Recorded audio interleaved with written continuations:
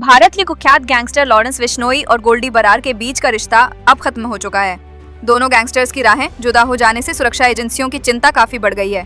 सूत्रों की माने तो दोनों के रिश्ते में आई इस खटास का मुख्य कारण लॉरेंस के भाई अनमोल का केस माना जा रहा है। लॉरेंस बिश्नोई इस समय गुजरात की साबरमती जेल में बंद है। वहीं उसके भाई अनमोल बिश्नोई को अमेरिका में गिरफ्तार कर लिया गया था। अनमोल की गिरफ्तारी के बाद ही लॉरेंस बिश्नोई, गोल्डी और सचिन गोदारा के रवैये से नाराज हो गया था।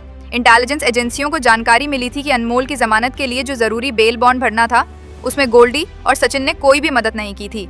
इसके बाद में अनमोल को तो छोड़ दिया गया है, लेकिन उसके पैर में इलेक्ट्रॉनिक ट्रैकिंग डिवाइस लगा दी गई है।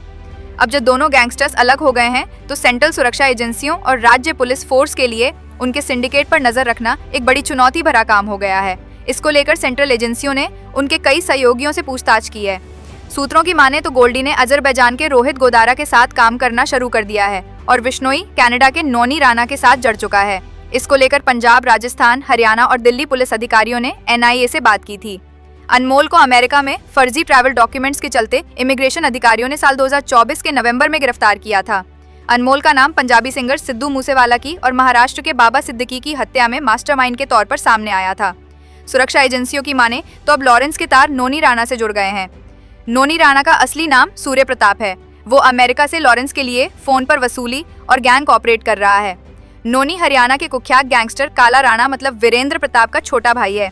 इसके साथ ही गोल्डी और सचिन गोडारा ने भी कनाडा के मिसिसागा में ट्रकिंग और इंश्योरेंस का काम करने वाले बिजनेसमैन हरजीत सिंह की हत्या की जिम्मेदारी ली थी। हालांकि उसने इसमें लॉरेंस बिश्नोई या उसके साथियों का नाम नहीं लिखा था, जबकि आमतौर पर वे लॉरेंस या उसके साथियों को शामिल करते थे। बीते 3 सालों में लॉरेंस बिश्नोई का नाम कई केस में सामने आया है।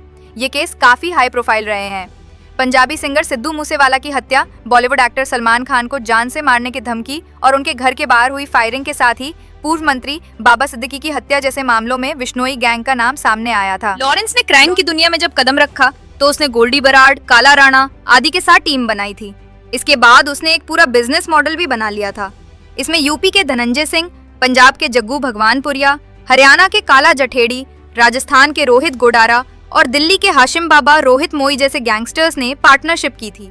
अब बिश्नोई और बराड़ की राहें जुदा हो चुकी हैं। अब ये दोनों नए साथियों के साथ गैंग बनाकर एक्टिवेट हो चुके हैं। सूत्रों की माने तो सब कुछ ठीक ही चल रहा था, फिर इन दोनों गुटों में फूट पड़ना शुरू हो गई। सबसे पहले हथियार सप्लाई करने वाले भगवानपुरिया ने ज्यादा पैसों की डिमांड की तो मामला बिगड़ गया। गोदारा और गोल्डी बराड़ ने जब हरियाणा में लोगों से फिरौती के लिए कॉल करनी शुरू की थी तो काला जयेड़ी नाराज हो गया था। अब बरार और बिश्नोई के रिश्ते में खटास पड़ गई है। गोल्डी बरार का असली नाम सतविंदरजीत सिंह है। सिंगर मूसेवाला मर्डर केस में उसका नाम सामने आया था। उसे UAPA के तहत आतंकी घोषित किया गया है। शुरुआती दिनों में काला राणा और लॉरेंस बिश्नोई व गोल्डी बराड़ ने हाथ मिलाया था।